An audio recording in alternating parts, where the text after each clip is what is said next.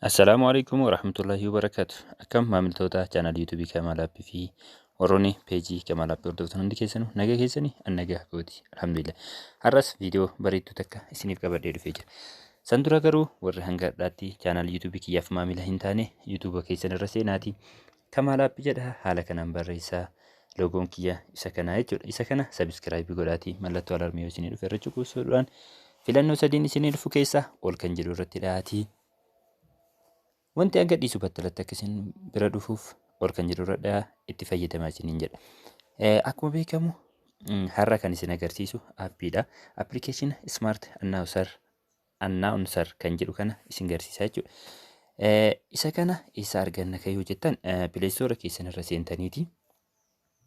Akkuma asirratti argitan kana Smart Announcer jettanii yoo barreessitan isinii dhufa jechuudha. Kanaa miti yoo jettan liinkii viidiyoo jala isiniif kaayaa achirraa gabbuufachuu dandeessan. Mee liinkii akka itti buufattan isin agarsiisu. Asumarra dhuftanii viidiyoo sanarratti jechuudha. Viidiyoo liinkichi jala jiru sanarratti al tokko cuqaastu. Isarratti al tokko cuqaastu.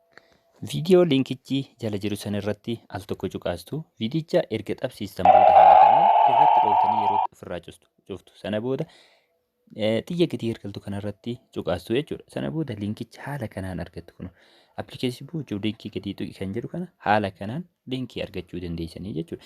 Egaa gara aappichaatti as deebinu. Faayidaan aappichaa maali yoo jettan namni kamiyyuu sooshaal miidiyaa akka waatsaappii, telegiraamii, ammas koolii kana haa ta'uuti, miisinjaraa kamiinuu haa ta'u namni yoo isiniif bilbile yookaan isiniif barreesse osoonii fi isin bilbila keessan lafaa hin kaasin nama isiniif bilbile yookaan isiniif barreesse ergaa isiniif ergisan maqaa isaa isiniif waamaa jechuudha. Kanaaf egaa baay'ee namatti tola. Mee irratti dhoofnee akkaataa fayyadamisaa isin agarsiisu. Isarratti al tokko ni cuqaasna. Sana booda kontiinuu. Akkuma argitan xiyya tanaan gara dhumaatti deemtu jechuudha hanga dhumaa. Hanga dhumaatti xiyyuma tanaan deemtanii haala kanaan jechuudha. Sana booda asirratti dhooftu. Ammas haala kanaan enable kan jedhu kanarratti al takka cuqaastu jechuudha. Allow jettanii ammas allow. Kana booda akkanatti qooqa isin filachiisa. Okay jettaniini. Qooqa barbaadan irratti dhooftan jechuudha. San booda ammas okay jettuuni. Akkuma asirra argitan ammas kanuma irratti dhiistanii Understand More Language kan jedhu kanarratti dhooftu.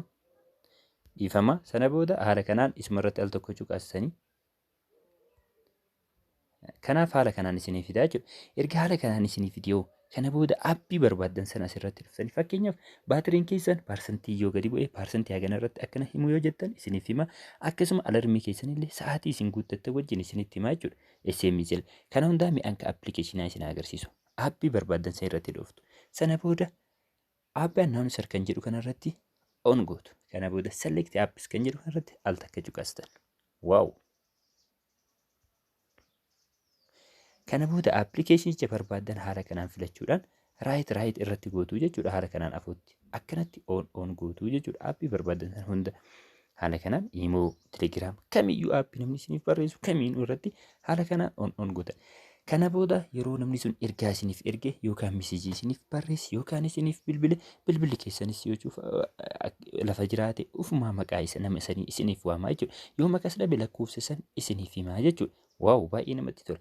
Keessaahuu namoota ijji isaanii hin garreeffaaf baay'ee bayeessa baay'ee tokko bayeessa. Kanaaf akkuma san alarmii keessanis yoo barbaadan haala kanaan irratti guuttachuu dandeessanii jechuudha. Haala kanaan asirratti ni dhooftu. Don't announce kan jedhu kanarratti okay on gootu. Jalqaba asirratti on gootu. San booda dhuftanii asirratti ammas on gootu. Sana booda start time kan jedhu kanarratti cuqaasanii sa'aatii keessan guutuudhaan akka isiniif waamuu gootanii jechuudha. Waaw baay'ee namatti tola. Egaa haala kanaan irraa fayyadamaa aappii bareedduu tana hiriyoota keessaniif ammoo sheer gochuu hin dagatinaa. Ani keessi wajjin ture Kamaal Ibraahim chaanal yuutuubiin kiyya Kamaal Aappiidha. Hanga sagantaa biraatii walitti deebinutti nagaannaaf tura.